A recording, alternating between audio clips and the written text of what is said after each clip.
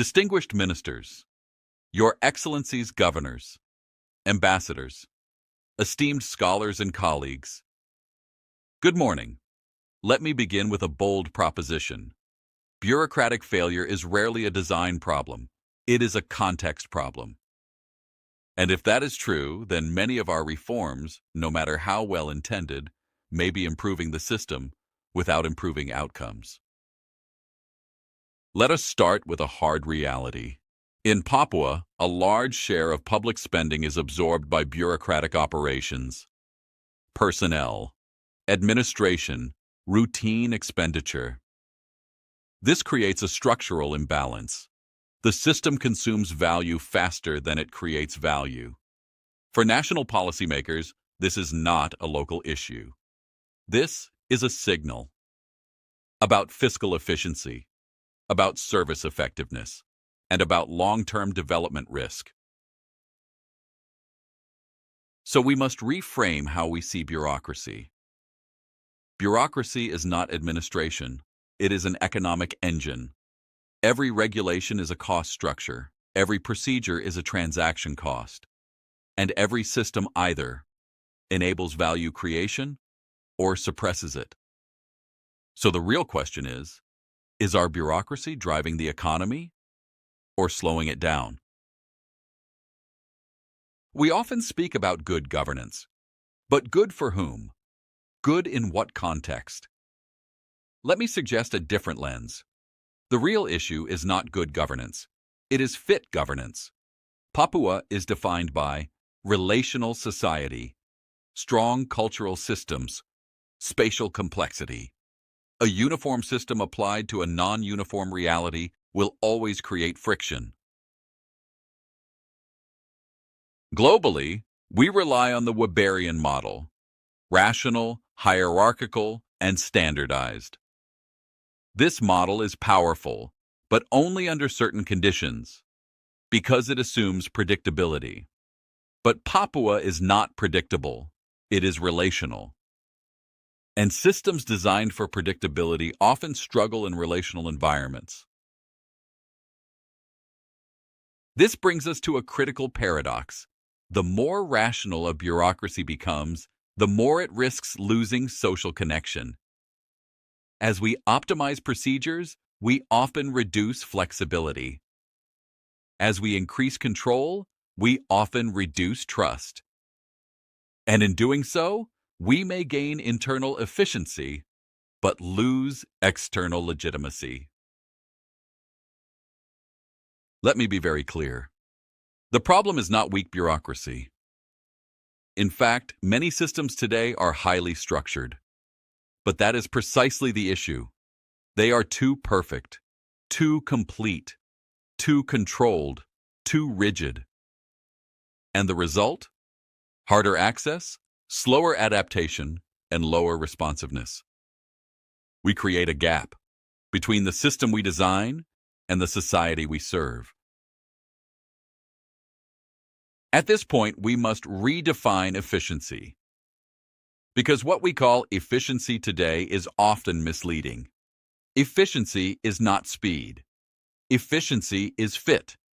A system is efficient when people understand it, people can access it, and people can actually use it.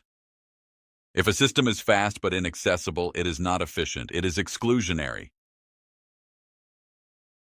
This leads to a policy blind spot, hidden costs. Citizens pay with time, with uncertainty, with lost opportunities. But these costs do not appear in government accounts, and yet they are the real cost of governance. Let me translate this into economic terms. Beyond APBN and APBD, there exists a much larger invisible budget, transaction costs borne by citizens. When systems are complex, costs increase, participation decreases. When systems are simple, costs decrease, economic activity expands. So let me state this clearly. Bureaucratic reform is economic policy. Institutional economics tells us there are two systems at play. Formal rules and informal rules. Papua operates strongly on informal institutions, trust, networks, cultural norms. But our bureaucratic systems often ignore them. And when these systems do not align, inefficiency is not accidental. It is structural. Let me emphasize this clearly. What bureaucracy often labels as informal is not disorder. It is intelligence. It is how society actually coordinates. Through relationships, through trust, through shared understanding. These are not weaknesses. They are the real engines of coordination. But when systems ignore them, they do not become more modern. They become more distant. And when systems disconnect from how people truly operate, they may look efficient on paper, but fail in practice. From a governance perspective, this is a trust and agency problem. Citizens are the principals. Government is the agent. When trust is low, systems compensate, with more control, more monitoring, and more complexity. And that comes at a cost. So what appears as better governance often becomes a more expensive system. This is why trust is not just a moral value, it is an economic one. Because when trust is high, systems simplify, costs decline, and performance improves. Now let us look at South Korea. Its success was not built on imitation, but on adaptation. Rather than copying global models, it aligned its systems with its own context and capabilities. This was reflected in three key shifts: digital integration, service simplification, and citizen-centered design. The result is clear: lower costs, faster services, and higher public trust. In other words, bureaucracy was transformed from a system of control into a system of value creation. So the critical lesson is this: modernization is not about becoming more rational. It is about becoming more relevant. Because systems do not fail due to lack of logic, they fail when they lose connection with reality. The most successful systems are not the most perfect. They are the ones that can adapt, respond, and stay aligned with the people they serve. For Papua and for Indonesia more broadly, this leads us to a necessary shift. A shift in how we think about bureaucracy itself. From rules to relationships, from control to trust, from uniformity to contextual design.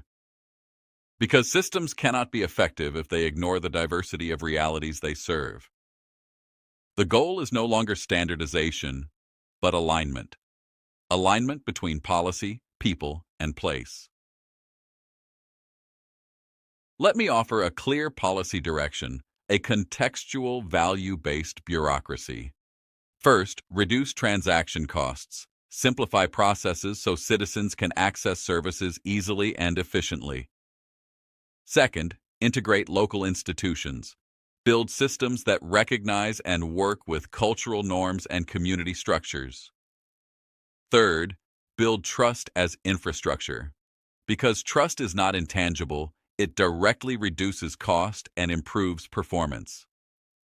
And fourth, design adaptive policies. Policies that can learn, adjust, and respond to changing realities. When these four elements come together, bureaucracy is no longer a burden. It becomes a system that creates real value for society. But balance is critical. Too much rationality creates distance. Systems become rigid and disconnected from people. But too much contextualization creates inefficiency, weak standards, and inconsistent outcomes. So effective policy must operate between these two extremes. Not choosing one, but balancing both. Distinguished leaders. Let me close with this. The future of governance is not about building perfect systems. It is about building systems that work. And systems work only when they fit the people they serve. So I leave you with these questions. Are we reducing costs or shifting them to citizens? Are we designing systems or replicating models? Are we improving bureaucracy or redefining it? Thank you.